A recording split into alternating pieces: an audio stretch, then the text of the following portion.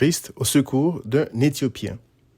Beaucoup disent que l'évangile de Jésus-Christ a servi à coloniser l'Afrique, donc Jésus-Christ n'est pas pour les Africains. Ça me fait penser à ce que Joseph a dit à ses frères qui l'avaient vendu. Ce que vous aviez pensé en mal contre moi, Dieu l'a pensé en bien.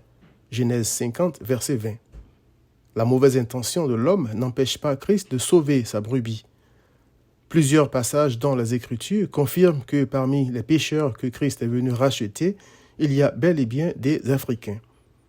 En méditant sur le récit de l'eunuque éthiopien, le Seigneur m'a appris deux choses très rassurantes sur cette question. Il est écrit, un ange du Seigneur s'adressant à Philippe lui dit « Lève-toi et va du côté du Midi ».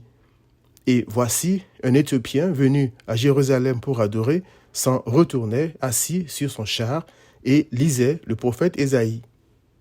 L'Esprit dit à Philippe, « Avance et approche-toi de ce char. Comprends-tu ce que tu lis » demanda Philippe. Il répondit, « Comment le pourrais-je si quelqu'un ne me guide ?» Et il invita Philippe à monter et à s'asseoir avec lui. Alors Philippe, ouvrant la bouche et commençant par ce passage, c'est-à-dire Ésaïe 53, verset 7, que l'Éthiopien lisait, lui annonça la bonne nouvelle de Jésus. Acte 8, 26 à 35.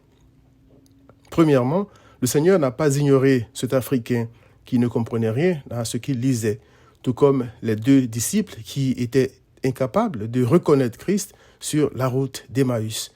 Luc 24, 13 à 16. Christ leur a ouvert les yeux et ils l'ont reconnu. Vois Luc 24, 31. Christ a aussi ouvert les yeux de l'Éthiopien et ce dernier l'a vu. En le faisant, Christ disait que, comme Zachée, celui-ci est aussi un fils d'Abraham.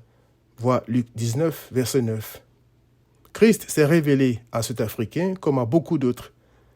Deuxièmement, Christ sauve toutes ses brebis de la même manière, c'est-à-dire à travers son évangile, quelles que soient leurs origines. Après avoir entendu la bonne nouvelle de Jésus-Christ, il est écrit « Comme ils continuaient leur chemin, ils rencontrèrent de l'eau. Et l'eunuque dit « Voici de l'eau, qu'est-ce qui empêche que je sois baptisé ?» Philippe dit « Si tu crois de tout ton cœur, cela est possible. » L'eunuque répondit « Je crois que Jésus-Christ est le Fils de Dieu. » Il fit arrêter le char, Philippe et l'eunuque descendirent tous deux dans l'eau, et Philippe baptisa l'eunuque. Acte 8, 36 à 38.